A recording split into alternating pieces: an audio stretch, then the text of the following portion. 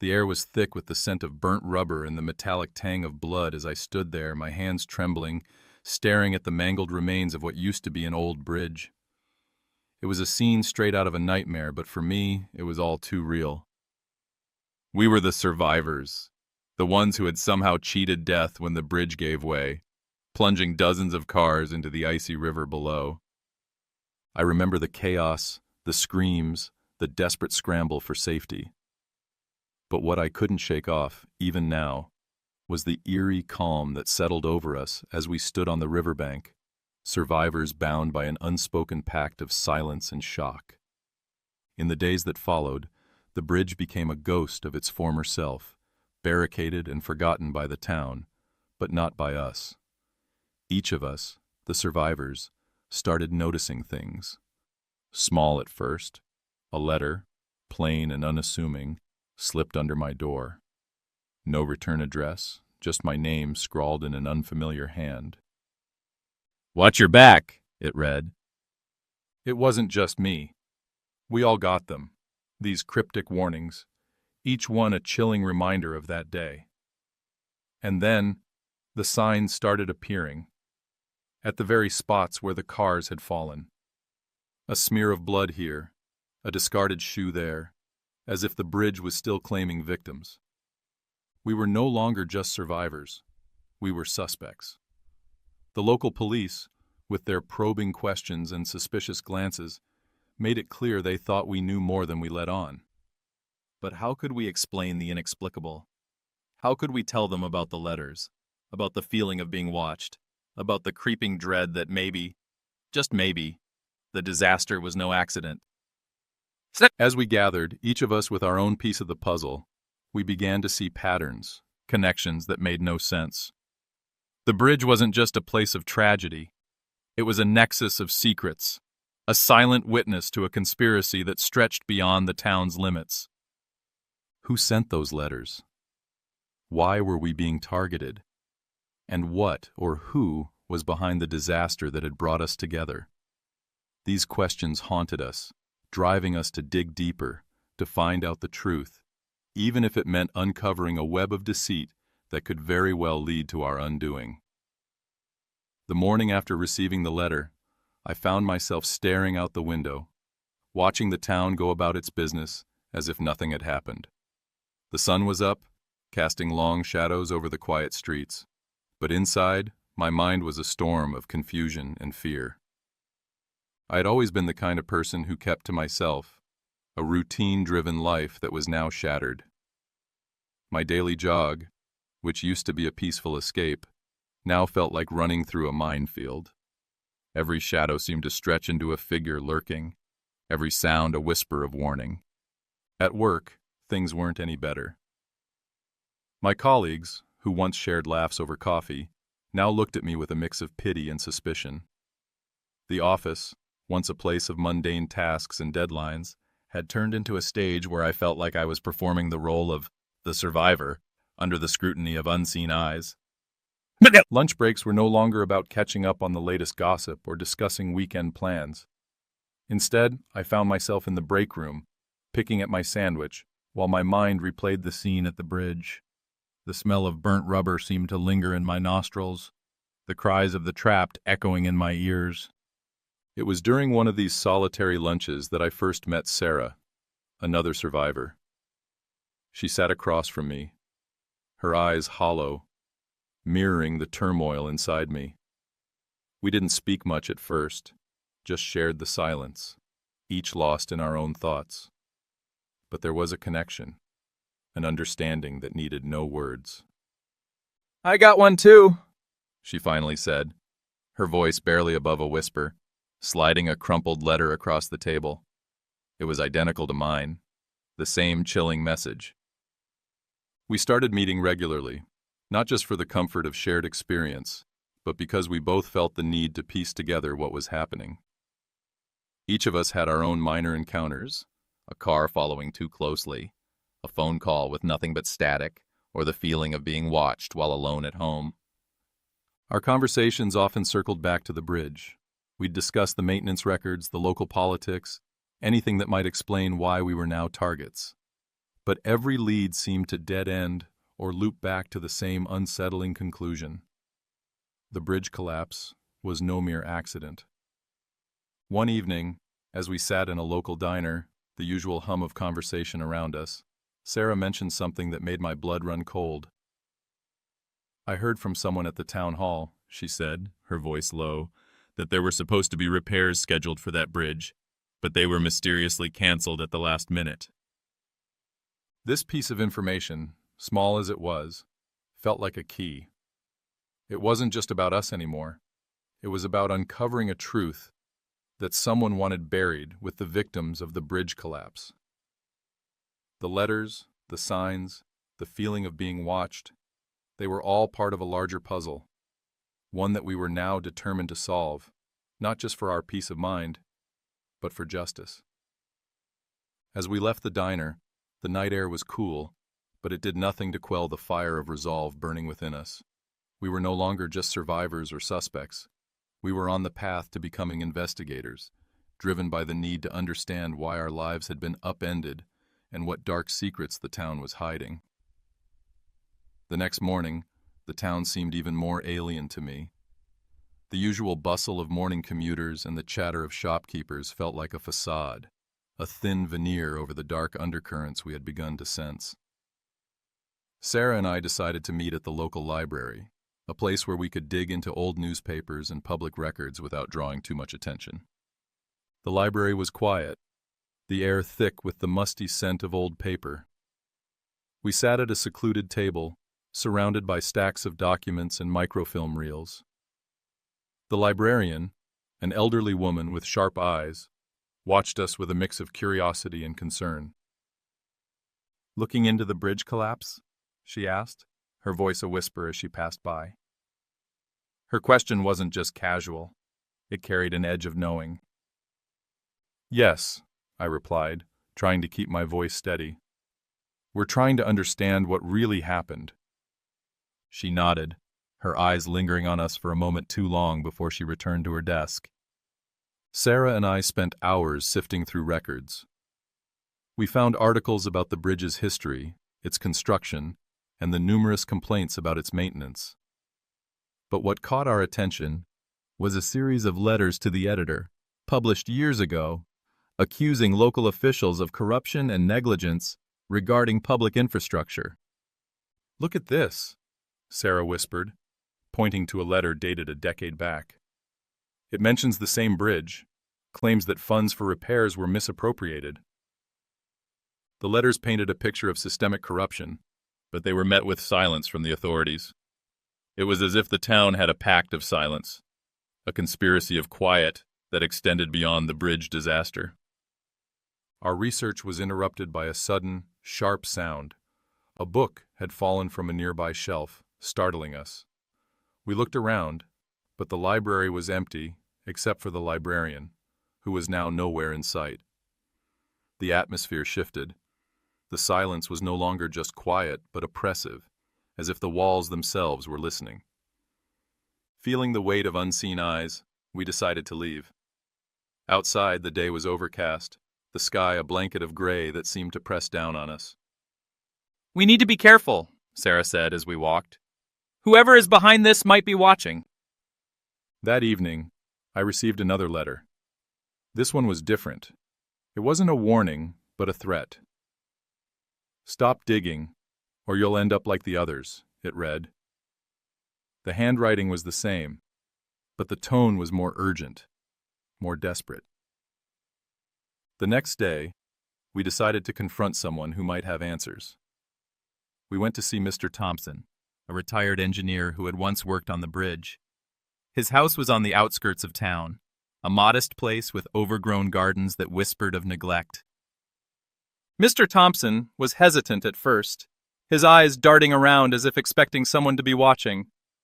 But after some gentle prodding, he began to talk. "The bridge was a ticking time bomb," he said, his voice low.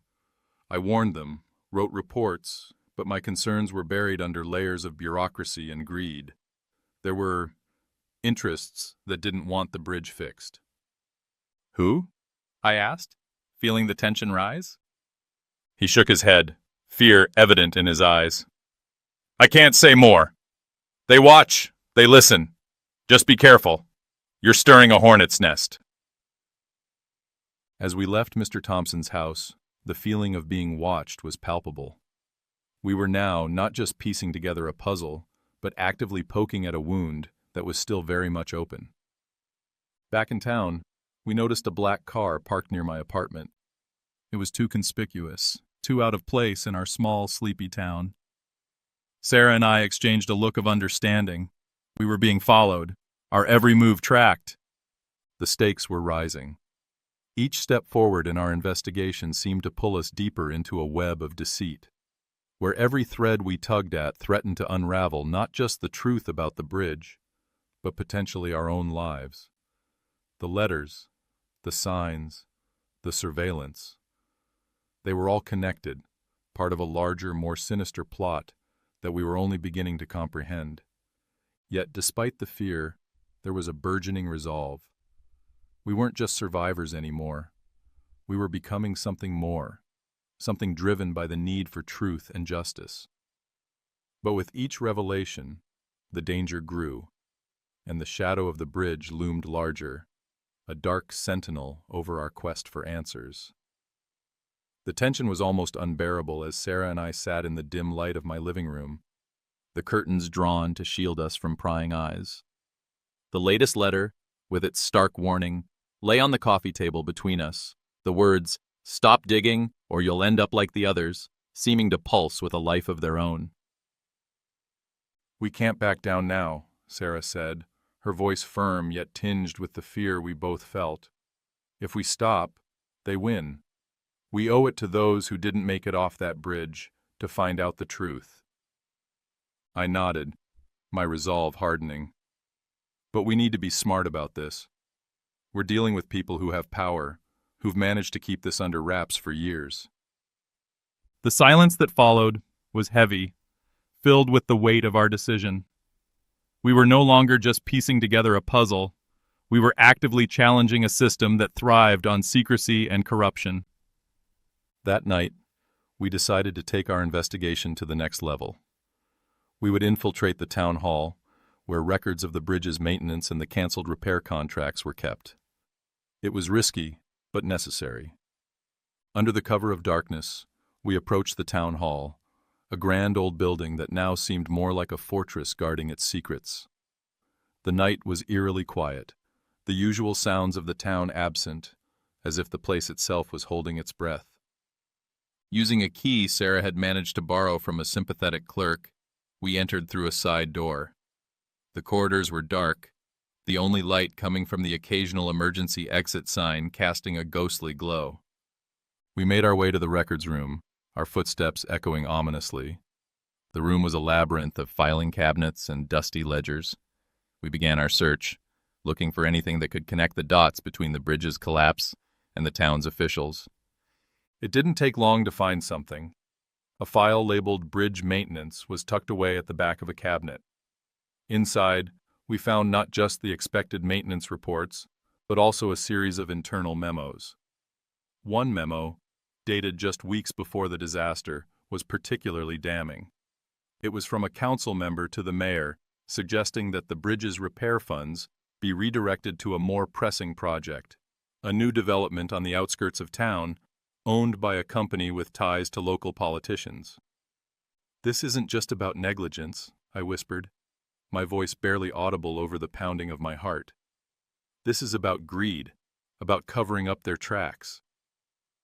Sarah's eyes widened as she read over my shoulder. "And look at this!" She pointed to another memo. "They knew the bridge was unsafe. They knew, and they did nothing." The gravity of what we were uncovering hit us like a physical blow. This was no longer just about our survival or the haunting letters. It was about exposing a conspiracy that had led to the deaths of dozens. Suddenly, the sound of footsteps echoed down the hall. We froze, the air thick with the scent of fear. The footsteps stopped outside the door. "Hide!" Sarah hissed, pulling me behind a tall cabinet just as the door creaked open. A flashlight beam swept across the room, pausing at the open file cabinet. We held our breath, the silence deafening. After what felt like an eternity, the light moved away, and the door closed with a soft click. We waited, our hearts racing, until the footsteps faded. Then, with shaking hands, we gathered the most incriminating documents, stuffing them into our bags. As we left the town hall, the first light of dawn was breaking, casting a pale light over the town, revealing the stark reality of our discovery. The documents we clutched felt like a lifeline, a way to pull the truth from the depths of deceit that had ensnared our town. The walk back was tense, every shadow a potential threat, every sound a signal of pursuit. We made it to Sarah's car, parked a block away, and as we drove off, the town seemed to wake up, oblivious to the storm brewing beneath its surface. "We need to go public with this," I said, my voice steady despite the adrenaline coursing through me. "We can't let this be buried again." Sarah nodded, her grip tight on the steering wheel. "But we need more than just documents. We need proof, something undeniable." The plan was risky, but clear. We would confront the mayor at the town meeting scheduled for that evening, armed with our evidence. It was our chance to expose the corruption, to make them answer for the lives lost. As the day wore on, the tension mounted. We prepared our case, photocopying documents, making backups, ensuring that our findings couldn't be easily dismissed or destroyed. The weight of what we were about to do was palpable, the air thick with the anticipation of confrontation. The town hall was packed that evening, the usual mundane discussions overshadowed by the palpable tension. The mayor, a figure of authority and supposed integrity, stood at the podium, unaware of the storm about to break. When it was our turn to speak, Sarah and I walked up, our steps echoing in the silence. I could feel the eyes of the townsfolk on us, curiosity mixed with skepticism. "Mr. Mayor," I began, my voice clear but trembling with the gravity of the moment, "we have evidence that the bridge collapse was not an accident. It was a deliberate act of negligence and greed." The room erupted into murmurs as I laid out the documents, each one a piece of the damning puzzle. The mayor's face paled, his composure slipping as he realized the depth of our investigation. "This," I continued, holding up a memo, "shows that funds meant for bridge repairs were diverted to a private development project. And this," I pointed to another, "is an internal warning about the bridge's structural integrity, ignored by those in power." The mayor tried to interject, but his words were drowned out by the rising voices of the crowd. Sarah stepped forward, her voice firm. "We demand accountability. We demand justice for those who died because of your negligence." The atmosphere shifted. The room was no longer just a place of civic discourse, but a courtroom where the town's leaders were on trial. The mayor's attempts to regain control were futile, as more people stood, their voices joining ours in a chorus of outrage and demand for truth. Then, from the back of the room, a figure emerged, a man in a suit, his face stern. He was not from our town, his presence here unexpected. He walked up to the podium, his badge flashing under the harsh lights. "Federal agent," he announced, his voice cutting through the noise. "We've been investigating the financial irregularities linked to this town for months. Your findings," he nodded at us, "have just confirmed our suspicions." The revelation was like a shockwave. The conspiracy was not just local. It had tentacles reaching into higher echelons of power. The agent continued, detailing how the bridge's collapse was part of a larger scheme involving embezzlement and cover-ups. The mayor, now visibly shaken, was escorted away by the agent, his career and freedom hanging by a thread. The room was a mix of relief and disbelief as the federal agent's words sank in. The truth we had fought so hard to uncover was now out in the open, not just a whisper among the survivors, but a shout that echoed through the halls of justice. As the crowd dispersed, the weight of what had just happened began to settle on my shoulders. Sarah and I stood there, amidst the chaos, our hands still clutching the documents that had turned our lives upside down. The mayor was gone, taken into custody, but the implications of our discovery were just beginning to unfold.